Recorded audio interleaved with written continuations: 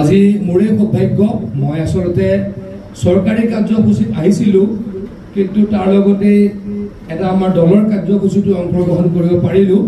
তাৰ কাৰণে মই অত্যন্ত সুখী হৈছোঁ আৰু আপোনালোকক লগ পাই দুখাৰ কথা আপোনালোকৰ শুনিলোঁ, আপোনালোকক ময়ো ক'ব পাৰিম, তাৰ কাৰণে অত্যন্ত আনন্দিত হৈছোঁ।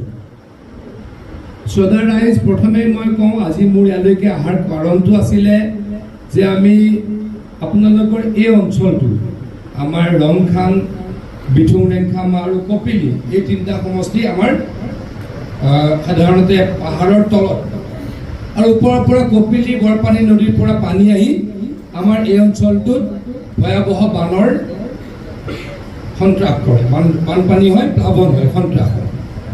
মই আপোনালোকক জনাবলৈ পাই সুখী হৈছোঁ যে যোৱা 3 বছৰত ডক্টৰ হিমন্ত বিশ্ব শৰ্মা ডাঙৰীয়া অসমৰ মুখ্যমন্ত্ৰী হোৱাৰ পাছত, মই জলসম্পদ মন্ত্ৰী হোৱাৰ পাছত আপোনালোকৰ এই অঞ্চলটো যিখিনি মই ক'লোঁ আমাৰ ৰংখাং, বিথুং আৰু কপিলি এই অঞ্চলটো বানপানী মুক্ত কৰিবলৈ প্ৰায় ৭৫ কোটি টকা ইতিমধ্যে দিছোঁ আৰু অলপ কাম বাকী আছিলে, সেইখিনি কামৰ আজি চোৱা চিতা কৰিবলৈকে ইয়ালৈকে আহিলোঁ।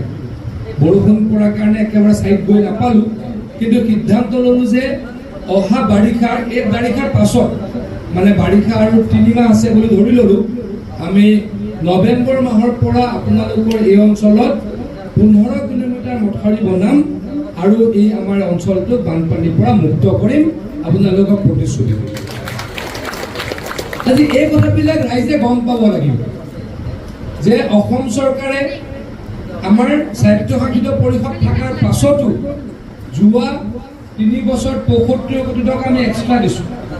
এই বছৰ আমি প্ৰায় 30ৰ পৰা 35 কোটি টকা দিম। আমাৰ নিয়মটো কি?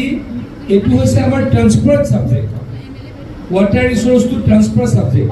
ৱাটাৰ ৰিচোৰ্চৰ নিয়ম মতে আমি আমাৰ 6 শিডিউল আমি ডিষ্ট্ৰিক্টত টকা দিব নালাগে, কিন্তু মই আপোনালোকক জনাবলৈ পাই সুখী হৈছোঁ যে বিটিআৰত যোৱা 3 বছৰ আমি ৱাটাৰ ৰিচোৰ্চৰ পৰা, মই ৱাটাৰ ৰিচোৰ্চ মন্ত্ৰী হোৱাৰ পাছত হিমন্ত বিশ্ব শৰ্মা ডাঙৰীয়া মুখ্যমন্ত্ৰী হোৱাই মোক ৱাটাৰ ৰিচোৰ্চ মন্ত্ৰী বনোৱাৰ পাছত বিটিআৰক 350 কোটি টকা দিছোঁ বানপানী নাইকিয়া কৰিব, আৰু কাৰ্বি আংলঙৰ 2খন জিলা মিলাই প্ৰায় আমি 90 কোটিমান টকা দিছোঁ। এইবাৰো আপোনালোকৰ 2খন জিলাত প্ৰায় 40-45 কোটি টকা দিম, আপোনালোকৰ থকা দায়িত্ব। আকৌ কৈছোঁ এইটো ট্ৰান্সফাৰ ছাবজেক্ট, আমি নিদিলেও একো নাই, যিখিনি টকা দিছোঁ সেইখিনি আমি আমাৰ নন চিডিউল ডিষ্ট্ৰিক্টৰ টকা। নন চিডিউল ডিষ্ট্ৰিক্টত যিহেতু বানপানী প্ৰায় কমি আহিছে, গতিকে আমি 6 চিডিউল হওক, নন 6 চিডিউল হওক, আমাৰ মতলব নাই, এখন অসমৰ প্ৰত্যেকটো জেগাত কাম কৰিম। তাৰ কাৰণে মই আকৌ কৈছোঁ যোৱা 3 বছৰত আমাৰ 3খন ডিষ্ট্ৰিক্ট কাউন্সিলক বা আমাৰ 6 চিডিউল আমাৰ জিলাকেইখনত অসমৰ ৱাটাৰ ৰিচোৰ্চ ডিপাৰ্টমেণ্টে প্ৰায় 500 কোটি টকা দিছে, আৰু দিম, আপোনালোকক প্ৰতিশ্ৰুতি দিছোঁ।